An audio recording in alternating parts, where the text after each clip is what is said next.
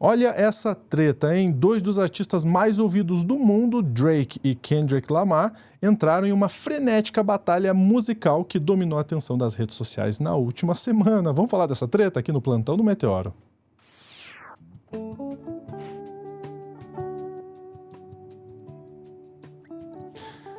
Vamos lá, porque olha, essa treta aí movimentou muito a internet na última semana e eu vou chamar aqui a Clara Matheus para conversar com a gente. Clara, primeiro, seja bem-vinda novamente ao Plantão do Meteoro. Me conta essa treta, menina, me traz essa fofoca aí que eu quero saber. Ai, Lúcio, pois é. Falou-se de poucas outras coisas fora do Brasil. Aqui, né, a gente sabe que, enfim, as enchentes, né, a catástrofe no Rio Grande do Sul, claramente e, enfim, por muitos motivos, tomou conta das redes sociais, como tinha que ser, mas fora do Brasil só se falou de Drake e Kendrick Lamar. O que aconteceu é que eles fizeram várias diss tracks um pro outro, e aí já traduzindo e contextualizando para quem não conhece a expressão diss track, né? Diss em inglês significa insulto, track é faixa. Então uma diss track é uma música que basicamente ela tem o objetivo de ofender alguém, né? Ou um grupo de pessoas até. Mas a prática de fazer uma música ofendendo alguém, ela vem antes de ter esse nome. Por exemplo, eu não sei se você sabe, mas depois dos fins dos Beatles, o John Lennon escreveu uma diss track Olha, insultando o Paul McCartney. não sabia. É uma música que chama How Do You Sleep. Ele faz até referência àquela conspiração de que o Paul morreu, sabe? Falando que as pessoas estavam certas quando disseram que ele tinha morrido. Ih, olha só, que treta. É, treta. E aí, assim, as diss tracks, elas ganharam esse nome no contexto do hip hop, mais especificamente aí porque tem essa rivalidade histórica, muito nos anos 90, né? Entre os rappers da costa leste e da costa oeste dos Estados Unidos. E aí esse tipo de faixa foi popularizando a ideia de chamar de diss track. Mas a gente vai manter o foco hoje nessa disputa, nessa treta entre o Kendrick e o Drake. Eu vou resumir ao máximo.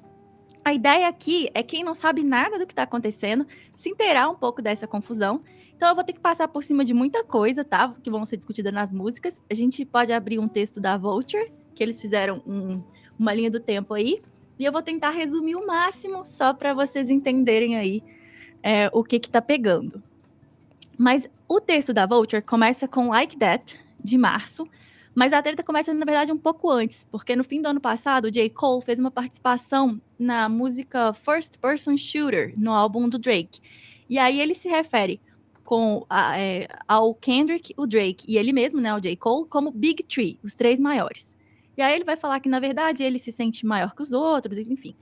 Mas aí em Like That, que é essa primeira música que começa aí nesse texto, o Kendrick responde o J. Cole contestando e dizendo que não existe Big Three, existe só Big Me na palavra deles, né? Que ele é grandão sozinho. Aí logo depois, o Drake respondeu no dia 13 de abril na música Push Ups.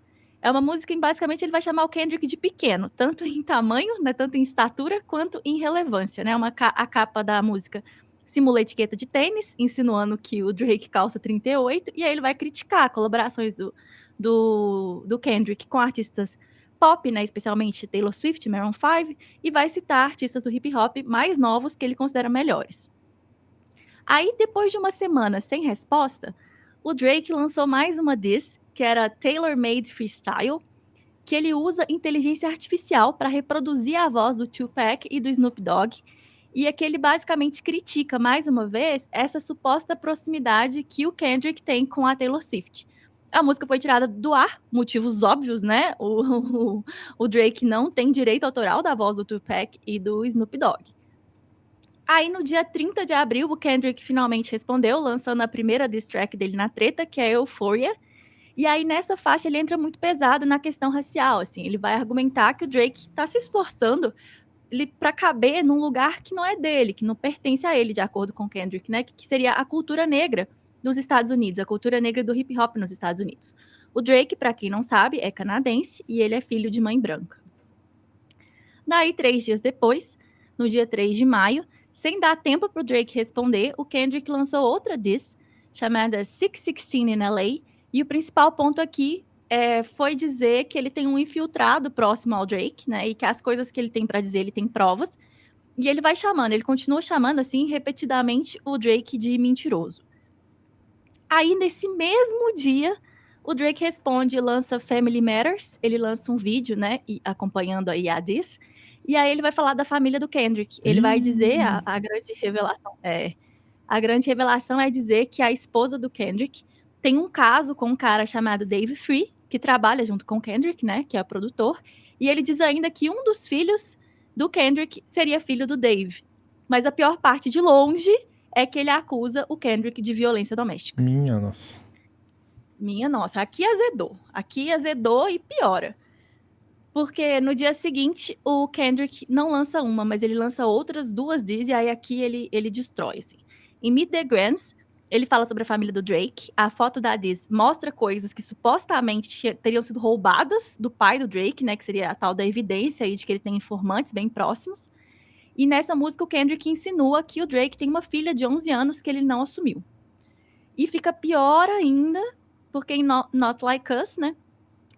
Também no dia 4, o Kendrick acusa o Drake de violência sexual contra menores de idade. E ele não faz isso só na letra da música. A capa é a casa do Drake, cheio de marcadores, daqueles marcadores que usam nos mapas de predadores sexuais dos Estados Unidos, vários em cima da casa do Drake.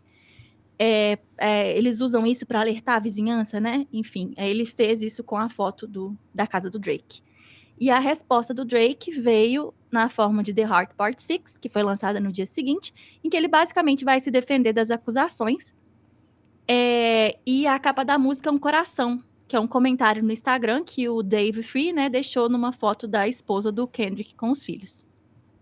E aí, assim, a impressão que dá é que nessa última música, o Drake tá meio que tirando o corpo fora, e que ele tá meio que desistindo da briga. Mas o que é complicado, porque a acusação que ele fez de que o Kendrick, né, agride a esposa, ela é muito séria.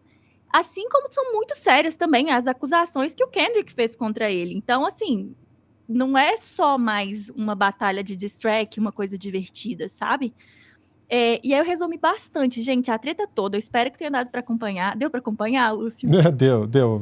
Olha, muitas músicas, mas o negócio começou a ficar pesado de umas pra baixo ali, né? Isso, é isso.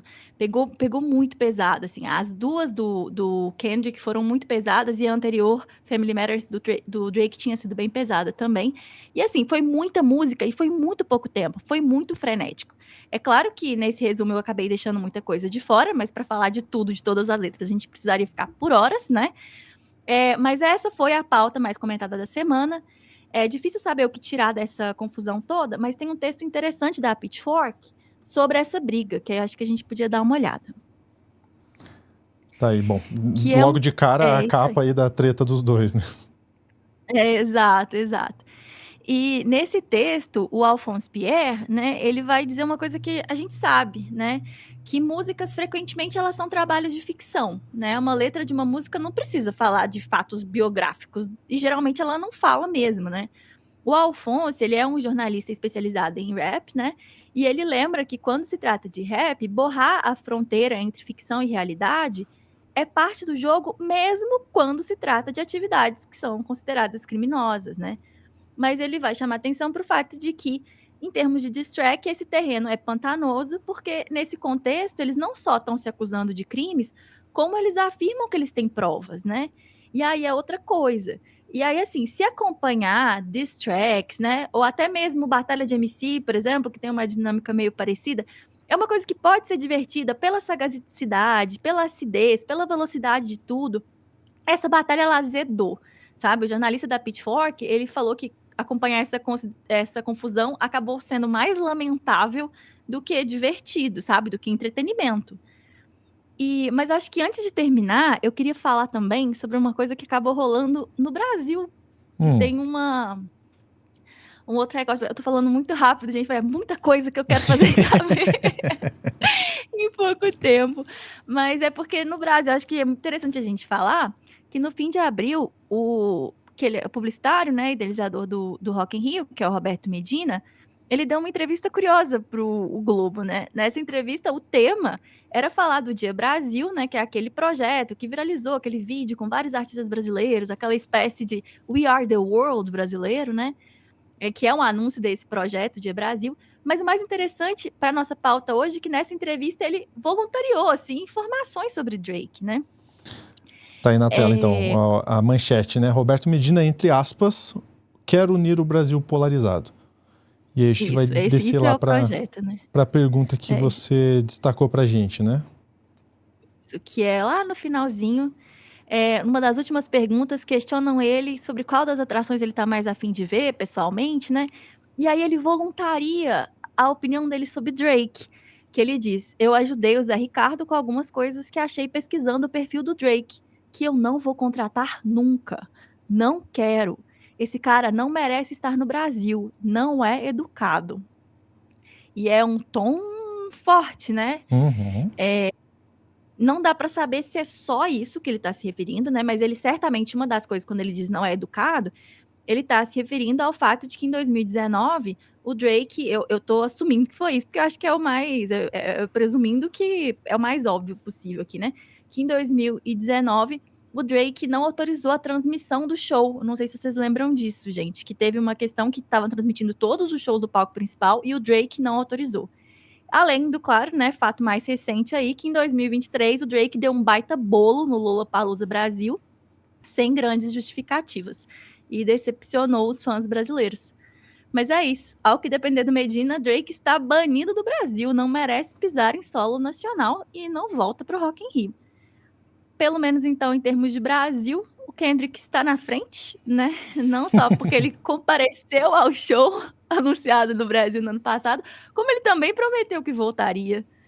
E é isso, Lúcio. Eu acho que até o momento é isso. Olha só, eu vou ficar de olho nessa fofoca aí, porque escalou mais do que eu esperava. Eu achei que ia ficar ali só na disputinha de música, porque a gente viu isso um pouco no começo dos anos 2000 com o Eminem, né? O Eminem fazia provocações, o Will Smith também se sentia provocado, falava dele em premiações, o Eminem já provocou Fred Durst, do Limp Bizkit, que respondeu, provocou Christina Aguilera, Britney Spears, também o Moby, né? E ficava naquela troca de farpas musical.